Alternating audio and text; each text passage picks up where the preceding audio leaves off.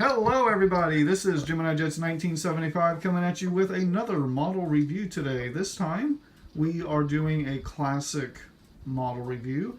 This time the Gemini Jets 1-400 TWA 767-300 in the pre-American Airlines merger livery. With me today I have four very special guests. We have Gemini Jets JXXX, please say hello. Hello, guys. We have the International Spotters Spotting ADL. Please say hello. Happy New Year. Yes, very much. Happy New Year. And we also have Thin Air Aviation HD. Please say hello. What's up, everybody, and Happy New Year. And we also have Delta Fan 270. Please say hello. Hi, everyone. All right, guys. And as they...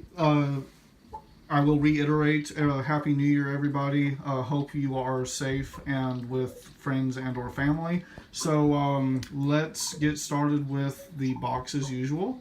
So let's move the model to the side. And, all right. So you can tell this is kind of an older model because the box has the rivets on top. Then you have limited edition 1-400 die-cast model. There is the TWA aircraft superimposed onto a sky. Then the Boeing 767-300 logo. Trans World, Gemini Jets made for collectors by collectors. Excuse me. Produced under license from Boeing Management. Boeing 767 are among the trademarks owned by Boeing. Okay, so on the bottom panel you have the registration, as real as it gets, features, blah, blah, blah. First side, TWA, Trans World logo. Boeing 767-300. Item number GJTWA143. And then you have the barcode and all of that jazz. And then on the opposite side, or on the last side, the same thing as the other side. Okay. So on the very back, there's the Trans World Airlines logo, Boeing 767-300, the aircraft again. Information about this aircraft, rolled out in 1993, delivered in 2000. Obviously, this plane spent some time with somebody else. If anyone would like to research that for me, I would appreciate that. If you could... What is it? The registration is N639TW. N639 Tango Whiskey, okay. Yes. And it's a 2001 release, so we're talking 3 years into Gemini Jet's existence. All right. So... What was it again? I'm sorry? What was the tail number? 364? Let's see. Oh, the registration or the tail number? Registration.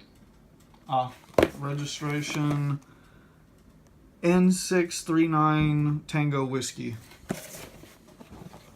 369. Got it. Yep.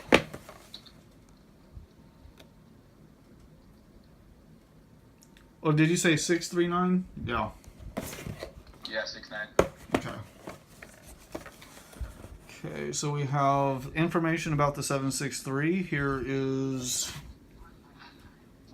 right here we have information about the actual aircraft as well as it gets features. Inside here is the bubble bladder, and I got this from Ming Lee LA Center on eBay. Okay. I think it was from Aeroflot, that aircraft.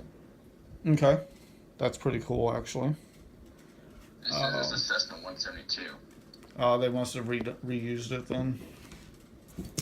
Okay, so bring back the aircraft. We have the windshield with the windshield wipers, very clearly marked.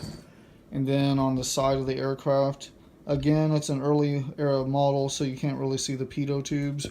L1 boarding door, not too many markings and details there, but older models didn't have as many details. The absolutely beautiful Trans World titles and logo. The TWA pre-merger livery was probably one of the best liveries out there. Very fancy. And then you got the L2 boarding door, and then of course your landing light and the red navigation light.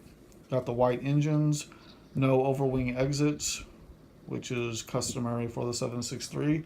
Then you got this little door right behind the wing. Then come back here, your registration, November 639 Tango Whiskey. And then you have the rear door, the L3 door, and again, not so many markings on it. Then back here, the beautiful TWA logo on the tail, the American flag at the top, your horizontal stabilizers, and then of course back here, your APU exhaust hole.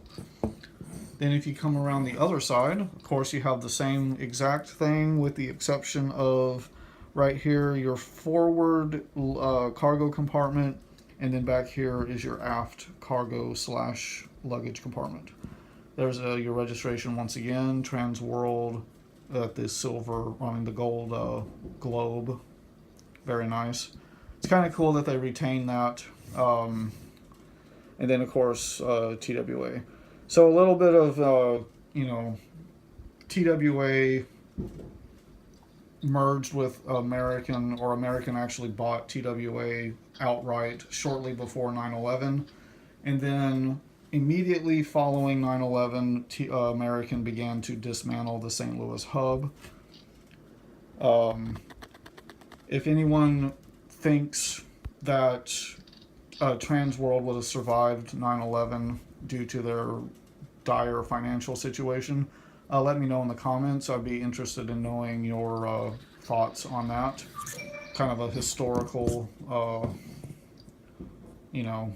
one of the historical mementos. So on the underside of the aircraft, here is your nose gear. There is nose gear doors, but it's not quite as intricately detailed as it is now. Come down the bottom side of the aircraft, very little detail with the exception of these markings right here on the boarding side of the aircraft. Come down, you have the one-piece wing. There's your engines, not too much detail there either. There's your main landing gear, your Gemini Jets logo, the stand hole. Again, down here, very little detail, no antenna, etc. And then down here, you come to the bump to prevent damage to the aircraft in the event of a tail strike. Then back here, there's probably a APU access door, but you cannot see it, so you know how that goes. And then there is your horizontal stabilizers. So that basically does it for the model review portion of this video. And the trivia question for this video, guys. How often does a Boeing 727 take off? Again, worldwide, how often does a Boeing 730... Whoa. Start over. Scratch. 737. Yes, thank you. How often does a 737 take off? Again, how often does a 737 take off worldwide? So, thank you guys for recognizing my stupidity there. And thank you guys for watching. I hope you guys have a wonderful new year. Let's toast to 2017. Hopefully it is better in many different ways. So thank you again for watching. Everybody, oh, I'm sorry guys. Did y'all have anything to add to the video before we end it? Guys, please go subscribe to Gemini Jets 1975. Great content, and you will not be disappointed. Happy New Year. Thank you very much. Everybody, go subscribe to all of these guys: Gemini Jets JXXX, the International Spotter Spotting ADL, Thin Air Aviation, and Delta Fan 270. Please do me a huge favor and subscribe to these guys. You will not be disappointed. Thank you for that also. And also, guys, Can't think of any news or upcoming videos except probably in a week or so I'll have a Central Texas update. So now is the time to get your route information to me. Probably have a few that I need to update anyway. So again, before I blab on and on and on forever, thank you guys so much, and I will see you guys in the next video. And don't forget to like, comment, and subscribe.